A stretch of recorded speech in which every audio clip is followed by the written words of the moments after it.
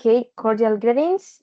In this activity, we held a debate on future technologies with my partner Jennifer and me, Natalia Martinez.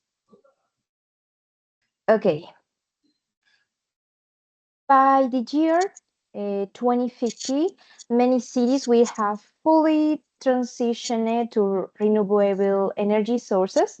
The use of solar panels with turbines and geothermal energy will be common worldwide, and this will drastically reduce our reliance on fossil fuels. And that sounds great in theory, but by then, many regions of the world will still be struggling with the infrastructure needing to implement this technology effectively. Also, we will continue to face difficulties with energy distribution in rural or remote areas. I understand your point, but technology is advancing rapidly. By 2040, we will have reached a great energy storage capacity, which will allow us to overcome those obstacles. Advancing batteries and other energy solutions will make access to renewable energy much more uh, equitable, even in the most remote areas. However, we cannot ignore the fact that the initial costs for installing these technologies are still hit by 25. We could still face financial barriers, especially in developing countries. The Mm. price of solar panels and wind turbines might have dropping, but the adoption process will be expensive.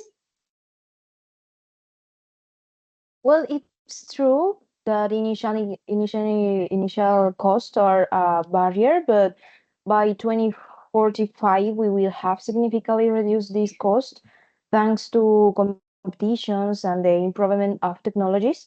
In fact, many large companies are already investing in renewable energy, which will accelerate the transition and help future lower price. Still, we must consider that renewable energy depends heavily on weather conditions. In the future, we will continue to face challenges with the stability and reliability of sources like or solar, wind energy in certain regions, or cloudy days, or when there's no wind energy, generating will be very limited.